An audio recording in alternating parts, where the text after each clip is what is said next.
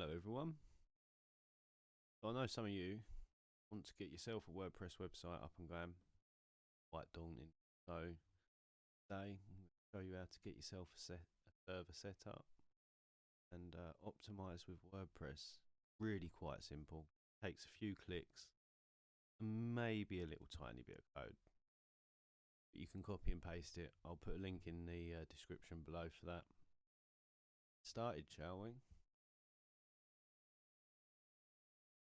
So, to get started, you'll need to go and sign up for a DigitalOcean account, add a card in there, and they'll give you some promotional credit to get started, $100, just so you can have a feel for their services.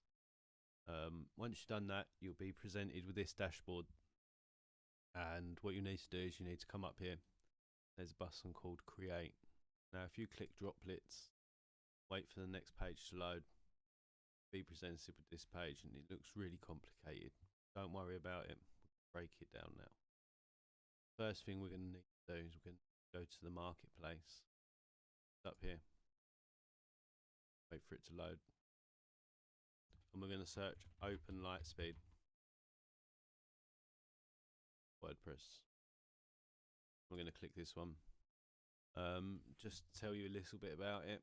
It's a normal WordPress installation, but the server setup comes with a few extras that allows us to optimize WordPress with a lot less hassle. It's basically one click, really simple. It's definitely worth it. I love using it on all my websites now. So what we need to do is we need to come down here and we need to choose a plan. You don't need the biggest of servers for WordPress. I would just recommend a regular Intel $10. Job done. That's literally it. You need to choose your data center now. I'm going for the UK because that's where I am. Going to put in a password here.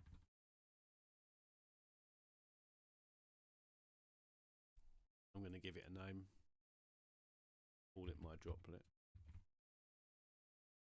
That's it. You just click Create Droplet.